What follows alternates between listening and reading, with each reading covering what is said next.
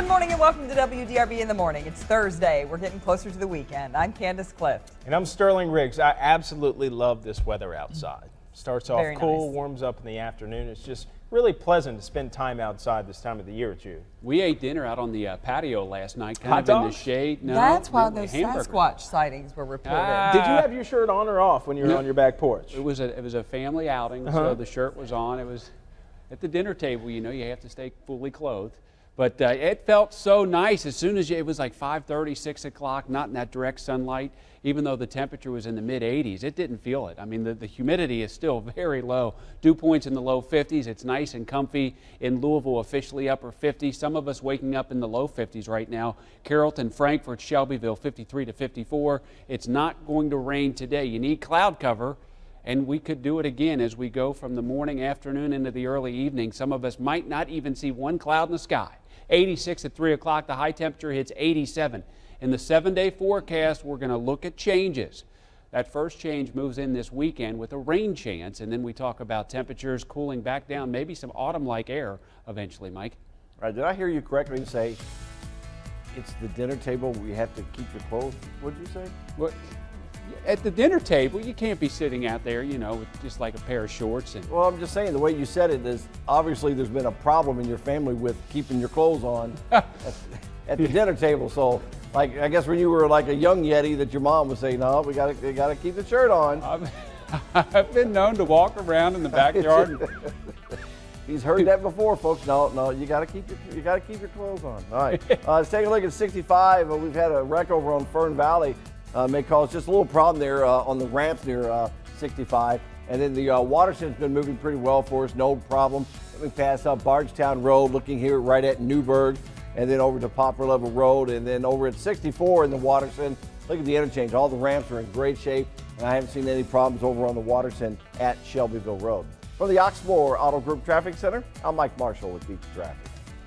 Mike, thank you. Visitation is today for fallen KSP trooper Joseph Ponder. Family members and friends lit candles last night at North Hardin High School to remember Ponder. He graduated from the school in 2002. The 31-year-old was shot and killed Sunday in western Kentucky during a traffic stop on Interstate 24. Police later shot and killed the suspect. More than 300 people gathered last night at Ponder's alma mater to pay their respects. Still now, you know, it's hard to really gather, you know, what you really feel about it. You know, you have anger, but at the same time, you know, you have to find peace somewhere. With a lot of anger and everything going on towards law enforcement nowadays, this means a lot to see the community coming together like this. Ponder's visitation starts at 1 this afternoon and runs until 8 tonight at Stithen Baptist Church in Radcliffe. We put the information about Ponder's funeral and motorcade route on our website, WDRB.com. Just click on the button. Vandals targeted the Louisville Islamic Center on River Road. WDRB's Kara Kirtley shows us the damage and explains the plan to fix it. Kara? That vandalism is still very obvious this morning. You can see behind me the bright red spray paint on this white building, derogatory words and symbols just littered across the back of this building here. Members believe it may have happened between 6:30 and 8 o'clock last night because they discovered the writings as they were leaving evening prayer. Vandals also wrote "Stop Terrorism" on a nearby shed and left a red spray painted watch hooked to the gutter. Dr. Mohammed Barber, spokesperson for the center, says members were already on edge because of another incident last week. Barber says someone tore up a copy of the Quran outside the Muslim Community Center on Westport Road. That event prompted Barber and the center to buy security cameras. They have yet to look through the footage, but despite those incidents, Barber and others say they still have faith in humanity. As a congregation, we have already forgiven the person who did this. We pray for him, and we hope that he come and join us and ask us if he has any concerns and if he has a fear of unknown. Members say this event has only made them stronger as a community and helped them to realize how important it is to be forgiving and compassionate. Mayor Fisher will hold a news conference at 8:30 this morning to discuss the vandalism. The center will be holding a community cleanup to repaint the building. That's on Friday at 3 o'clock, and there's still no word on who may be behind this. Reporting live from River Road, Kara Kirtley, WDRB News. Kara, thank you. Tips from a WDRB news story help police arrest a suspect in 2 break-ins. Nathan Gerlinger has been charged with burglary and theft. Police say he and another man were caught on surveillance video last month stealing welding and roofing equipment from 2 businesses off Bishop Lane. Police say Gerlinger admitted that after seeing our story on TV, he altered his truck, which was also caught on camera. Not guilty plea was entered for him. Police are still looking for other suspects in the case. Indiana State Police make an arrest in a 15-year-old cold case. ISP investigators say 42-year-old Eric Jones broke into a Salem mobile home in 1999 and sexually assaulted and beat up a 12-year-old boy. Police say after the assault, Jones heard somebody coming to the home and ran away. Police collected several pieces of evidence, but they did not have any leads or suspects until a recent DNA match. Technology has progressed so much in that field that we were able to make a match. Jones is charged with child molesting, which is a Class A felony. He is in the Scott County Jail. The U.S. Secretary of Education will visit 2 schools in Louisville today. This morning, Arnie Duncan will visit the Jeffersontown High School Magnet Career Academy. He plans to recognize school leaders for bridging the gap between high school, college, and the working world. This afternoon, Duncan will host a roundtable discussion with area high school students at the University of Louisville. Duncan's trip to Louisville is part of his Ready for Success back-to-school bus tour. The National Guard and 24 search teams are looking for a missing boy swept away by Utah's flash flooding. At least 12 people died when 2 vehicles were swept away Monday by raging floodwaters. 3 children survived. 1 child is still missing. Search crews are combing the riverbanks more than 7 miles downstream. They are searching through every piece of brush and debris in hopes of finding the little boy. A powerful 8.3 magnitude earthquake has shaken Chile and triggered a tsunami alert. The U.S. Geological Survey says the quake's epicenter was 153 miles northwest of Santiago. Buildings in the capital city swayed just before 8 o'clock last night. At least 5 people were killed. Small tsunamis set off flooding along several coastal towns. Roughly 1 million people were told to evacuate as the 15-foot waves came crashing ashore. A tsunami advisory is in effect for Hawaii and parts of California's coast, where some beaches and piers have been closed as a precaution. Muhammad Ali will be honored this morning with the Grawemeyer Spirit Award. The event marks the 30th anniversary of the awards presented by the University of Louisville. Organizers say Ali and his wife Lonnie will be at the ceremony. It starts at 11 a.m. at the Louisville Palace. The award recognizes people for their actions, ideas, or beliefs that help make the world a better place. We will be live streaming the presentation starting at 11 o'clock on WDRB.com. The Louisville Cardinals host the Clemson Tigers tonight at Papa John's Cardinal Stadium. Head coach Bobby Petrino is trying to avoid U of L's first 0-3 start since the 1984 season. Clemson has already blown out Wofford and Appalachian State, but this is the first real test for the Tigers. The Cardinals have been tested plenty already in games against Auburn and Houston. I always envy basketball and baseball when they get to go out and play the next night and get it all behind you. But I thought they did a real nice job of understanding that we need to put it behind us, come out Sunday night in a short period of time, have a good attitude. Turn the tape on and you look at their roster and you look at some of these big grown men they got, they'll get your attention quick. Kickoff is at 7:30 tonight. WDRB's John Lewis, Eric Crawford, and Rick Bozich will be covering the game. Look for their coverage throughout the day on WDRB.com, and we'll have a full recap tomorrow on WDRB in the morning. He has not said who is starting at quarterback tonight. Fans don't forget to wear black. Right. It is blackout at tonight's game. Jay already has his black shirt on this morning behind camera 1 over there. He's already excited. Cards going to win, Jay? Yes, sir, Yes, he he says. The Republican presidential candidates traded personal attacks at last night's debate. The candidate analysts say performed the best. Jude? 6:09, good morning. Clear skies, temps in the 50s. Might need a jacket this morning, this afternoon, a lot of warming. For parts of the weekend, we're watching rain and thunderstorms move our way. I'll let you know if Saturday or Sunday is wet next.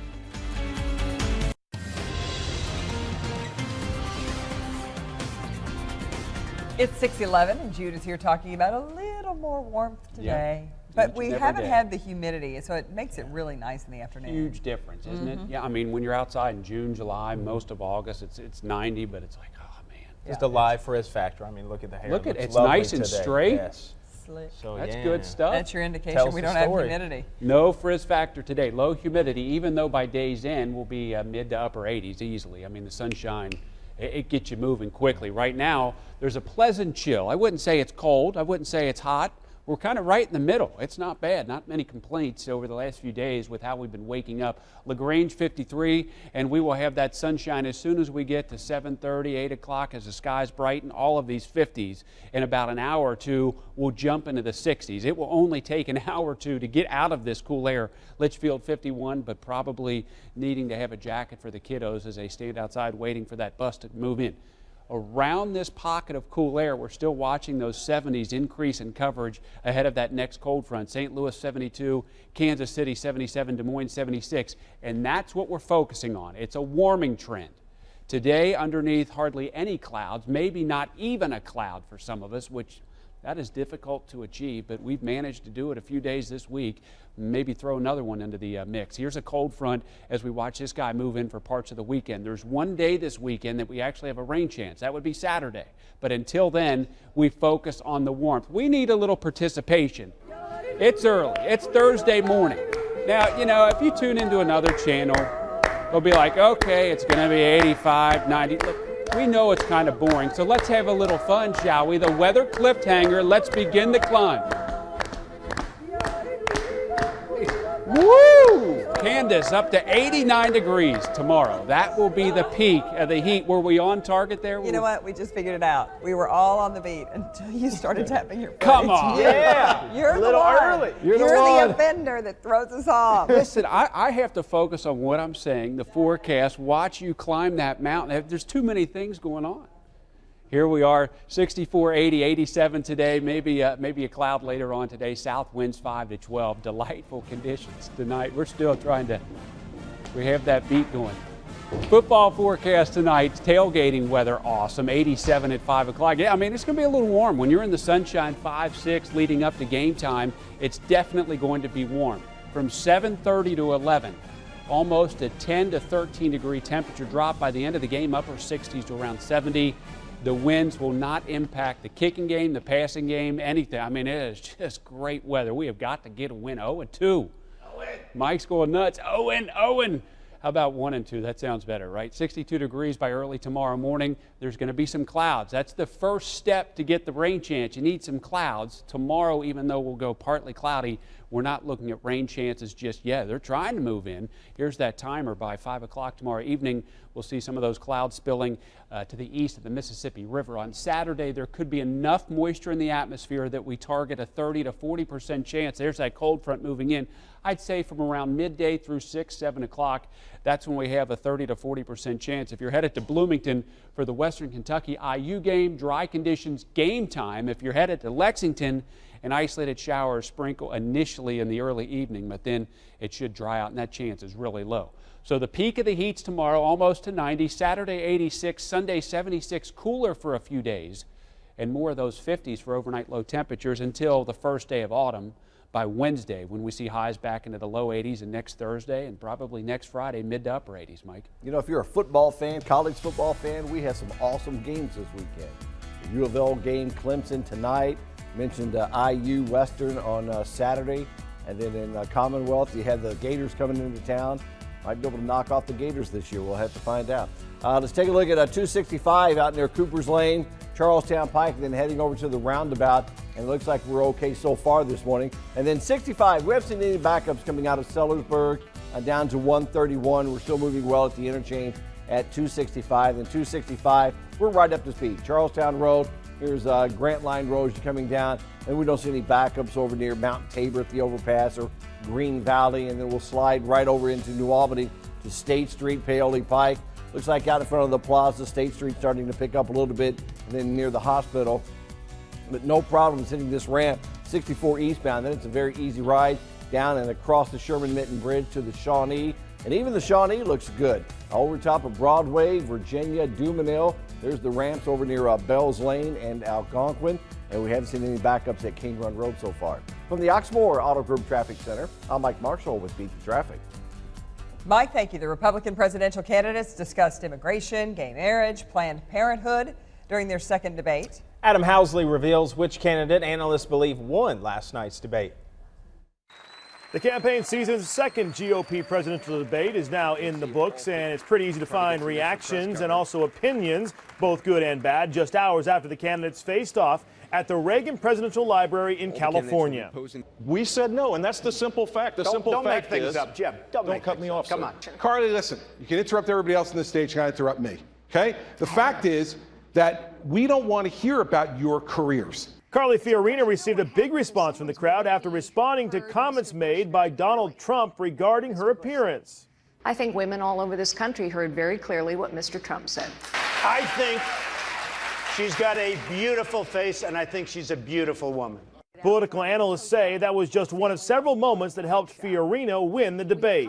She did display a sensitivity, and she did talk about becoming a CEO from becoming a secretary. So I think her participation tonight moved her higher and higher. Florida Senator Marco Rubio also getting positive remarks. He offered details, he offered sort of personal stories and warmth, he offered optimism about the country. Following the debate, Wisconsin Governor Scott Walker, who's been slipping in the polls, tells Fox he wasn't happy with the format of the event. This back and forth, and as you saw, most of which revolved around one particular candidate, because that's the candidate most people are talking about, left a lot of the rest of the candidates out from having a chance to talk about things. The candidates will now go to work preparing for the next debate, which will be held October 28th in Boulder, Colorado. There were 11 Republicans for this one, probably less next time. Adam Housley, Fox News. A historic Southern Indiana ice cream parlor is up for sale. Polly's Freeze in Georgetown has been open since 1952. Donna Izard and her two siblings took over the business when their mother Polly died. It usually closes for the season in September and reopens in the spring, but Izard says running the ice cream shop has become physically impossible. Our hope is that we will find somebody that wants to continue what we have established and make it keep it going. Polly's Freeze will close on Sunday. The real estate broker will start showing the property to prospective buyers next week. Keith Kaiser is enjoying the sounds of the Jug Band this morning. Excuse me. He's getting ready for the 11th annual National Jug Band Jubilee. Have they let you join the band, Keith? I think I'm going to join right now. I'm going to force my way into the Juggernaut Jug Band. We come back, some more Jug Band music. Tell me about the National Jug Band Jubilee happening Saturday.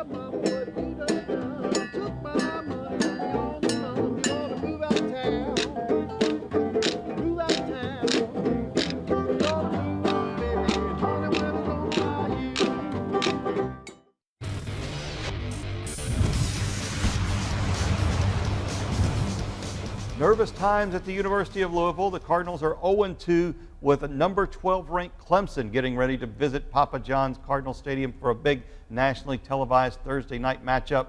Cards are trying to avoid their first 0-3 start since 1984. Rick Bozich, is this a must-win for the Cardinals? Let's take a TO here. Let's take a TO. No, it's not a must-win. It's a game they really would like to have. But if they lose, you have to keep it in perspective. Louisville starting the season was one of only 6 teams.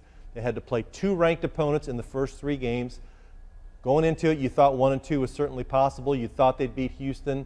They still have a chance to regroup and go on and have a decent season. It's hard to call it a must game when they're about a 5.5 to 6 point underdog against the 12th best team in the country. I think the must win was the game they just lost against Houston. That's the game you really didn't want to drop because of these tough games. But it happens. If you start 0-3, if you're Louisville, you have to start looking ahead at the rest of your schedule. It's manageable. At Florida State is tough. At NC State is going to be the key game right after that. You don't want to turn a little losing streak into something worse and see your whole season fall apart. But no, it's not a must win because there's too many winnable games left on the schedule. You can still make something happen with your season, and you're only 0-1 in the ACC if you lose, and if you win, it's a big deal. Yeah, the must part of it is we must see improved defense. Yeah. Didn't see a lot of hustling and tackling on Saturday, and we must see fewer turnovers. You can't have 4 and expect to beat a good team. But what you must do is stay with us for coverage on the game. We'll have it here at WDRB and at WDRB.com. Just click on sports.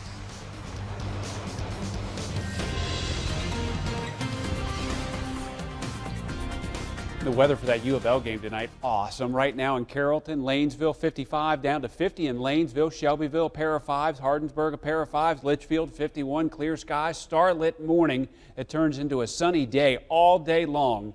complete sunshine with the chance that there could be a couple clouds eventually, but that would be it. Some of us might not even see a cloud in the sky. The cold front's the party crasher for the weekend. Now, if you want rain chances, you want that cold front here. You wanted it here like a week ago.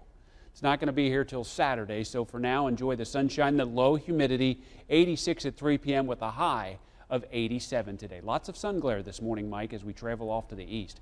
Yeah, we get that, the Waterton especially out near Taylor Boulevard.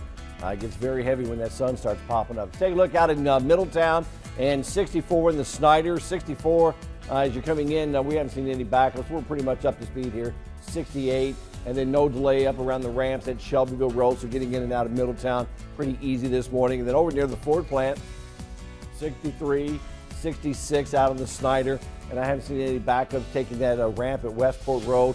And then 71, still a very light ride coming out of Oldham County. Here's a look at 71 in the Gene Snyder.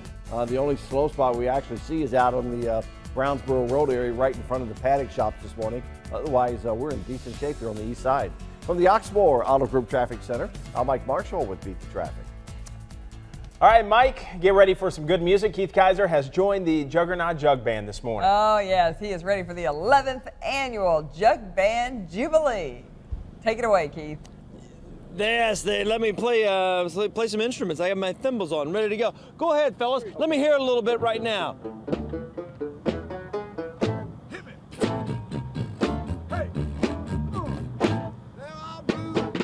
Very nice. Yeah. The jug there, Roscoe. Yes, I mean, that's the central instrument, I would think, of the Juggernaut Jug Band. It is. Well, it certainly is. And, you know, the guys, the old guys back in the day, they used it as a bass instrument. They didn't have an upright bass or a bass player. The jug player was the bass player. And I always say I don't know how they were able to play every tune all night long because this will put you on the ground. You know, got to have a lot of oomph behind it. I'm telling you, got to have a lot of air power. Air power. You want to say hi to Candace and Sterling? I do want to say hello to Candace and Sterling, the sharpest dressed man in television. Wow. Yes, that's right. Mike, Jude, nice to see I think everybody. you're the sharpest dressed right now today. No, I think you guys Jude. look wonderful. No, Sterling always outdoes me. Can I play a little bit? Yeah, please do.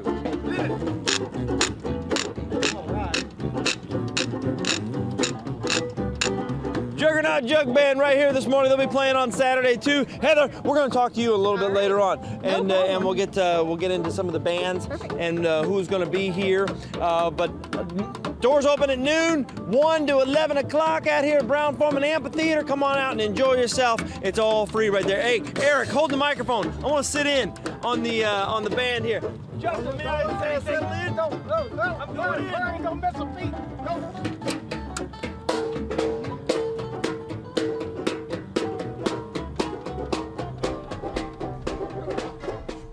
Don't hold that microphone too close to the drums. He's got it there. That he does. Looks like a good time, great music. Thank you very much, Keith. A little boy fulfills his dream of playing in a football game, the play that had the whole crowd cheering.